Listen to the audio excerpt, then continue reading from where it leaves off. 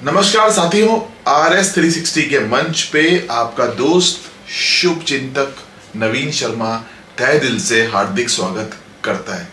साथियों, जो हमारा टेलीग्राम चैनल जिसका लिंक इस वीडियो के डिस्क्रिप्शन बॉक्स में दिया हुआ है, समय समय पे करंट अफेयर का स्टफ जिसमें कि दैनिक भास्कर, राजस्थान पत्रिका और तीसरा आपका इंडियन एक्सप्रेस और प्रेस इंफॉर्मेशन ब्यूरो, इससे संबंधित जितनी अपडेट आती थी हमने साझा करी। 1 अक्टूबर को RS प्री का एग्जाम हुआ, आप देख सकते हैं।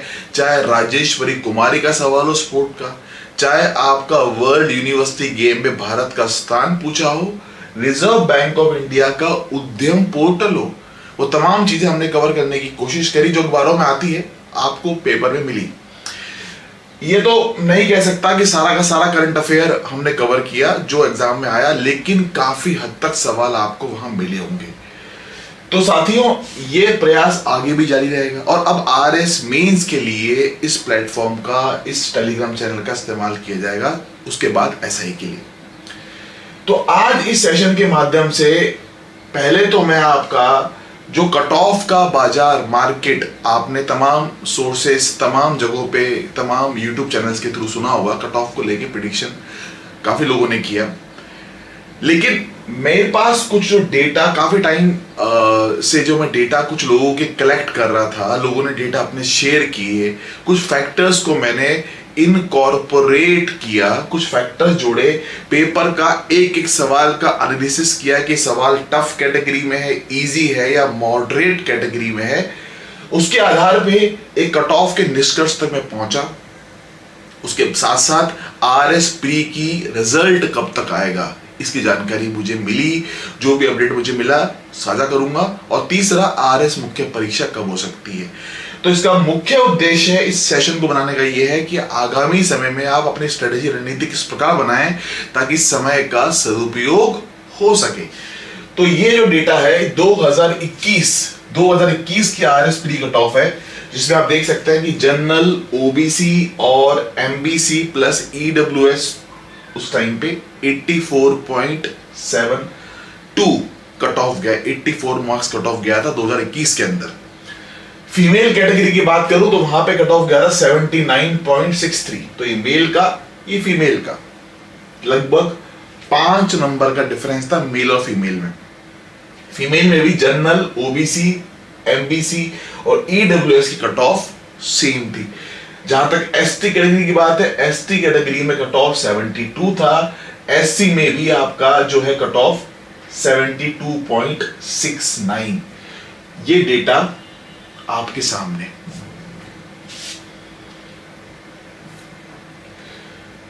इस बार जो एग्जाम हुआ उसमें नंबर ऑफ सीट्स पिछली बार के वनस्पत थोड़ी सी कम है। उसका फर्क तो कट ऑफ पे पड़ेगा। जब सीट कम होती है तो वो कट ऑफ को ऊपर लेके जाता है।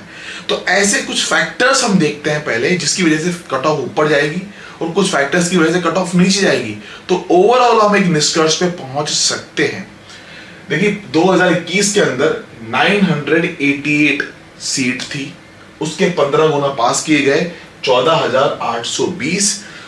चूंकि हर कैटेगरी का जनरल को छोड़ के ये देखा जाता है कि 15 गुना आ रहा है या नहीं आ रहा, लाइक OBC का, ST का, SC का, MBC का, EWS का 15 गुना आ रहा है या नहीं आ रहा।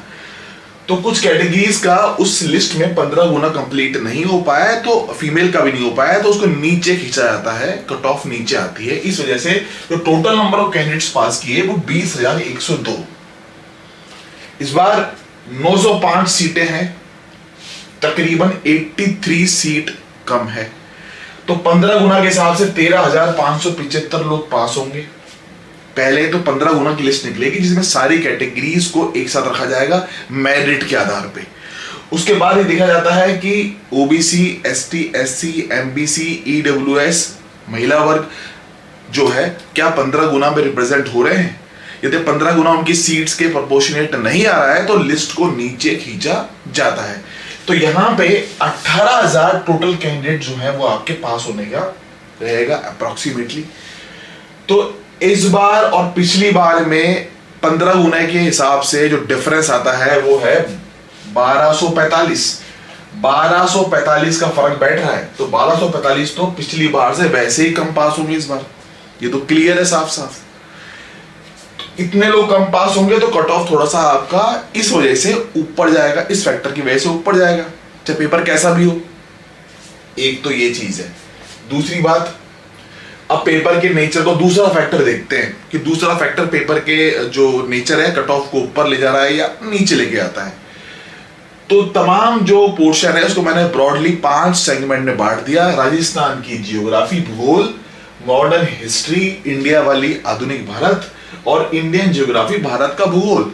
इसका जो पेपर आया था 2021 से कंपेयर करें तो थोड़ा स्कोरिंग साइड था, ज्यादा टफ नहीं था, कॉम्प्लेक्सिटी नहीं थी। सवाल जो राजस्थान भूगोल के पूछे गए, सवाल जो इंडियन ज्योग्राफी के पूछे गए, ज्यादा टफ नहीं थे। मैक्सिमम क्वेश्चन को आप स्कोर कर सकते थे बिना किसी मिस्टेक के, स्कोरिंग। दूसरा, राजस्थान हिस्ट्री का paper, Rajasthan art and culture पिछली बार से टफ नहीं है। झालावाड़ संबंधी क्वेश्चन 3 या 4 सवाल तो झालावाड़ जिनका आंसर है वो दिया गया है। तो यहां पर भी राजस्थान हिस्ट्री के सवाल एक आधा क्वेश्चन है जो भोज को लेके भी कंफ्यूजन, लोगों ने उसमें आपका ऑब्जेक्शन भी लगाया है, वो देखते हैं आरपीसी कितना मानता है। लेकिन अधिकतर सवाल जो है, एक पृथ्वीराज चौहान का सवाल और एक भोज वाला सवाल, उसको लेके थोड़ा सा कंफ्यूजन है, लोगों ने अपने ऑब्जेक्शन लगाए हैं। Let's see RPC final answer की में क्या देखता है। तो ये भी एक दो सवालों को छोड़ के बहुत ज्यादा कॉम्प्लेक्सिटी नहीं थी। जैसे पिछली बार वो मंदिर का जोधपुर वाला सवाल पूछा था, पिछली बार वो आर्ट एंड कल्चर का कॉम्प्लेक्स, इस बार आर्ट एंड कल्चर ज्यादा पेपर में दिखी ही नहीं, ज्यादा सवाल आर्ट एंड कल्चर के इस बार नहीं दिखे। तीसरा, Indian ancient and medieval history, आधुनिक जो अपना मध्यकालीन और प्राचीन इतिहास भारत का, उसके सवाल जो है मॉडरेट लेवल के हैं। कुछ सवालों में कंफ्यूजन जरूर किया गया है, जैसे कि आप अगर खास तौर पे देखें जो अपना एंशियंट और मिडाइवल जो पोर्शन है मध्यकालीन भारत वाला, उसमें कंफ्यूजन कुछ क्वेश्चन में ऑप्शंस में है, कुछ लोगों ने बताया कि गलत हुए हैं उसकी वजह से, तो इसको मैं मॉडरेट मध्यम स्तर पर रखूंगा। चौथा, इंडियन इकोनॉमी, भारत की अर्थव्यवस्था, इसके सवाल ऑटोमोबाइल सेक्टर के अंदर कितनी गाड़ी प्रोड्यूस हुई साल के अंदर, कितना कंट्रीब्यूशन जीडीपी के अंदर है अर्थव्यवस्था में ऑटोमोबाइल जगत का। तो ये डेटा और फैक्ट इतना याद कोई करता नहीं है, हालांकि इंडियन इकोनॉमिक सर्वे में दिया हुआ है पर इतना कोई याद करता नहीं है, वहां पे लोगों से मिस्टेक हुई है, फैक्ट बेस्ड क्वेश्चन था, इसीलिए इसको भी मैं मॉडरेट और थोड़ा सा कंफ्यूजन, कुछ सवालों में कंफ्यूजन है, कुछ सवाल मॉडरेट स्तर के हैं, इस कैटेगरी में रखूंगा। और पांचवा, मैथ्स और reasoning plus current affair. Maths और रीजनिंग में सवाल पिछली बार के वनस्पत अच्छे स्तर के थे, सोचना पड़ रहा था, कैलकुलेशन मिस्टेक की संभावना भी थी, और कुछ सवालों में मैथ्स के अंदर कंफ्यूजन भी था, एक दो सवालों में जो 8000 और 12000 दो आंसर जिसके आ रहे हैं। बाकी करंट अफेयर जो था, अगेन करंट अफेयर में कुछ सवाल डायरेक्ट सीधे तौर पे, और कुछ सवालों में जैसे कि राजेश्वरी कुमारी का था, मिल्का सिंह की जो पोती हैं, मैंने कवर किया था, पर इतना ब्रॉड हर जगह नहीं मिलेगा आपको। तो कुछ सवाल डायरेक्ट हैं, कुछ सवालों में थोड़ा सा ट्विस्ट या कंफ्यूजन क्रिएट होता है, तो ये भी मॉडरेट लेवल पे है। कुल मिला के ये जो 5 सेगमेंट है आपके, इसके आधार पे कहा जा सकता है कि कुछ सेगमेंट आसान है, पिछली बार से स्कोरिंग है, कुछ सेगमेंट थोड़े से कंफ्यूजिंग है, मॉडरेट साइड पे है। तो ये पेपर कहीं ना कहीं बैलेंस बनाता है, कुछ चीजों को टफ करा गया, कुछ चीजों को आसान करा गया, बैलेंस बनाता है। देखिए, एक बहुत बड़ा फैक्टर जो इस बार की परीक्षा में था, पिछली बार की परीक्षा में नहीं था, 5 गोलों का चक्कर। 5 ऑप्शन दिए गए आपसे, उस 5 ऑप्शन के चक्कर में कुछ लोगों ने मुझे रिपोर्ट किया है कि उनके सारे ऑप्शन जो बबल फिल कर रहे थे, गलती से उन्होंने कुछ ऑप्शन छोड़ दिए, 5th बबल नहीं फिल किया। पिछली बार तो छोड़ने का कोई दिक्कत नहीं था, इस बार छोड़ने पे 1/3 नंबर कट रहा है। तो ये कुछ ना कुछ फैक्टर जो है आपके स्कोर को नीचे ही लेके जा रहा है। एक और चीज, साइकोलॉजिकली क्या होता है, इंसान जब 5th ऑप्शन भर रहा होता है उसके दिमाग में आता है, यार मैं इससे बढ़िया 1st और 2, मुझे 1st में और 2nd में कंफ्यूजन है तो कम मारता है, क्योंकि बबल तो फिल कर ही रहा है हमारे में। उस कंफ्यूजन के चक्कर में कई बार वो 4 ऑप्शन में चूज कर लेता है और नेगेटिव। तो ये जो फैक्टर है इसने नेगेटिव ही किया है स्कोर को, इसने किसी का स्कोर को बढ़ाया नहीं, ये फैक्टर नीचे ही पुल कर रहा है आपकी कट ऑफ को। तो हमने जो 3-4 फैक्टर देखे उसमें से पहला फैक्टर जो था सीट का, वो कट ऑफ को आपका ऊपर लेके जाता है, सीट कम हुई है। पेपर का स्तर मॉडरेट था, कुछ सवाल आसान है कुछ सवाल टफ है, उससे बहुत ज्यादा वेरिएशन नहीं पड़ता, +-1-2 का फर्क पड़ता है। और तीसरा ये फैक्टर कट ऑफ को नीचे लेके जाता है। तो अगर हम इसको ये देखें और हम ये भी साथ में चौथा फैक्टर ये भी आप रख लीजिए कि कंपटीशन का स्तर हर समय बढ़ता है। 2021 का रिजल्ट नहीं आया, सभी साथियों ने एग्जाम दिया है। उसके अलावा राजस्थान में कुछ भर्तियां लंबे समय से जो प्रक्रियाधीन है, जिनका रिजल्ट अभी नहीं आया, वो लोग भी इस एग्जाम में अपील हुए हैं। तो कंपटीशन कभी नहीं कम होता बॉस, पेपर कितना भी आसान है कितना भी टफ आ जाए, मेंस में भी आप देख लेना कट ऑफ बढ़ती ही है। तो इस वजह से वो फैक्टर भी कट ऑफ को ऊपर पुल करेगा। तो ओवरऑल आप कह सकते हो कि जो इस बार की जो प्रेडिक्शन है, इस बार जो कट ऑफ का दायरा है, मेरे अनुमान से जनरल, ओबीसी, ईडब्ल्यूएस और एमबीसी का कट ऑफ 88 से 92 के बीच वेरी करेगा। अब किसी का 87 पे भी हो सकता है, ऐसा नहीं है, लेकिन जिनका स्कोर भी 87 के ऊपर है उनको तैयारी बिल्कुल करनी चाहिए, 101% तैयारी करनी चाहिए। 85 वालों को भी करनी चाहिए। देखिए हम तो प्रिडिक्ट करते हैं, एक अनुमान पिछली बार भी 84 का अनुमान लगाया था मैंने, आप 84 बैठा, लेकिन ये अनुमान कुछ फैक्टर्स पे होता है, रियल में जो कॉपी चेक होती है वो आपका आउटपुट बताएगा। लेकिन जिनका स्कोर भी 87, 86 के ऊपर बैठ रहा है, वो कृपा करके समय खराब ना करते हुए आरएस मुख्य परीक्षा के लिए कमर कस लें। ये मेल कैटेगरी का है। फीमेल कैटेगरी में बोलूं तो 84 से 87, 3 से 4 नंबर का डिफरेंस रहेगा इस बार भी। तो यदि 88 मानते हो तो 84 मान के चलो, 84, 85 ये कट ऑफ आपकी फीमेल कैटेगरी की रहेगी। जहां तक एसटी कैटेगरी का सवाल है, एसटी में 80 प्लस वाला, 1-2 नंबर से कम ही मान लो आप, 79 मान लो, लेकिन 80 वाला 101% श्योर है सिलेक्शन होगा 100%। और फीमेल कैटेगरी है, वहां पे 75 नंबर यदि एसटी में आ रहे हैं उसके, तो उसके भी चांस लगभग पूरे ही हैं। एससी कैटेगरी में, ये पिछली बार के प्रोपोर्शन से ही बनाया गया डेटा है, एससी कैटेगरी में 75 मेल का और एससी कैटेगरी में फीमेल का 70 नंबर के आसपास, ये लगभग श्योरिटी की तरफ जाता हुआ स्कोर है। तो जिनका भी इस रेंज में आ रहा है या इससे ऊपर आ रहा है, उनको तो तैयारी करनी ही है और तैयारी करें समय को खराब ना करते हुए, क्योंकि आखिरी सिलेक्शन तो आपका मेन से ही है। प्री एग्जाम में ना तो उसके नंबर जुड़ते हैं ना इसका वेटेज है आगे, तो ये चीज है। अब इसमें हम जो बात करेंगे वो प्री एग्जाम का रिजल्ट कब तक आएगा। जो मेरी बात हुई, जो जानकारी मुझे मिली, हमेशा मैंने कोशिश करी है कि कभी भी गलत जानकारी नहीं दूं, सही इंफॉर्मेशन, ताकि आप अपनी तैयारी को आगे वाली परीक्षा के हिसाब से कर सकें। तो प्री एग्जाम का रिजल्ट 27 अक्टूबर जो है उससे पहले कभी भी आ सकता है, चाहे वो 24 तारीख हो, चाहे वो आपकी 20 तारीख हो, ठीक है। लेकिन हाँ यह है कि इस महीने में रिजल्ट आएगा। 27 से पहले 26-25 को भी पूरी संभावना बनती है। तो ये बात क्लियर है कि 27 तक मान के चलिए, उससे 1-2 दिन पहले आ जाए कोई दिक्कत नहीं। एक्सपर्ट लोग जो हैं, जो ऑब्जेक्शन आपने लगाया है, उसके लिए जो एक्सपर्ट आरपीएससी में आए हैं उसका पूरा प्रॉपर इवैल्यूएशन हो रहा है।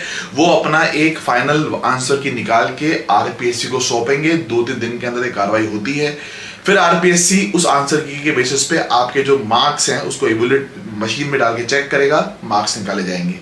फाइनल आंसर की अभी नहीं आएगी, फाइनल आंसर की हमेशा रिजल्ट के साथ ही आती है, इस बात को याद रखना। काफी लोगों ने पूछा कि फाइनल आंसर की अभी आ जाएगी क्या, जो चेंज हो गया आंसर 2-3 क्वेश्चन से 3-4 क्वेश्चन में डाउट है, नहीं आएगी।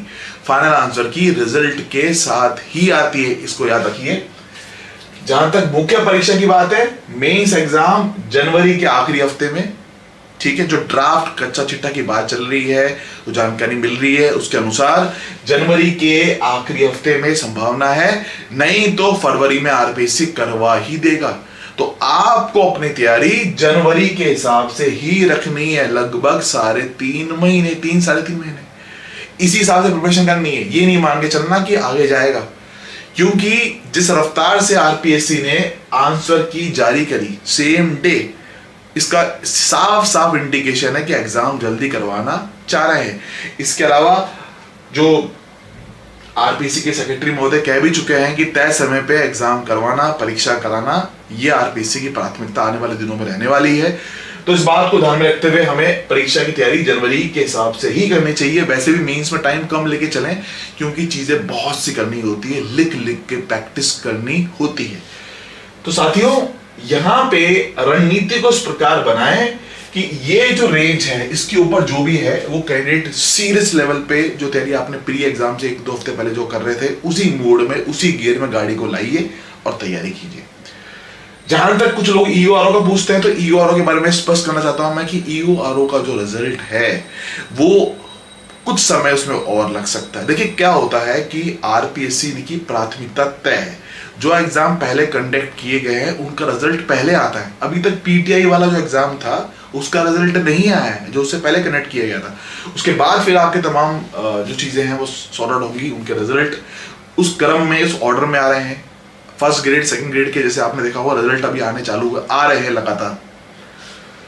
तो इसीलिए वो रखें। हाँ, आने वाले 24 के अंदर बताऊंगा मैं। 24 वाले में एसआई की भर्ती 101% आएगी। असिस्टेंट प्रोफेसर का एग्जाम जो है अभी इस पर्टिकुलर साल में होना तो अब लग नहीं रहा है, आचार संहिता लगने वाली है, लेकिन हाँ अगले साल असिस्टेंट प्रोफेसर का एग्जाम भी होगा आपका, एसआई की भर्ती भी आएगी, उसका भी एग्जाम होगा, तो कमर वहां पे भी कस लें।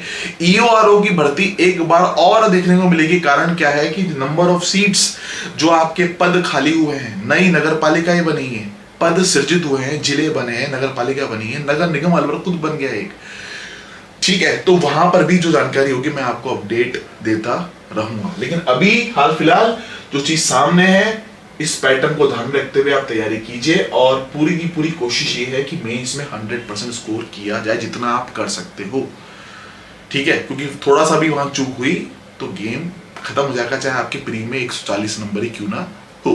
तो साथियों, इस तरह की चीजें टेलीग्राम चैनल का उपयोग करेंगे और टेलीग्राम चैनल पे मेंस के हिसाब से भी आप धीरे धीरे करके अपना स्टफ शेयर करेंगे। जो कोर्स चल रहा है हमारा आरएस मेंस के लिए टेस्ट सीरीज का, उस पर भी पूरा प्रयास कि क्वेश्चन इस तरह बनाए जाएं ताकि आपको फायदा मिल सके। तो बहुत बहुत धन्यवाद आपका, थैंक यू वेरी मच। आप सबका दिन बहुत शुभ रहे।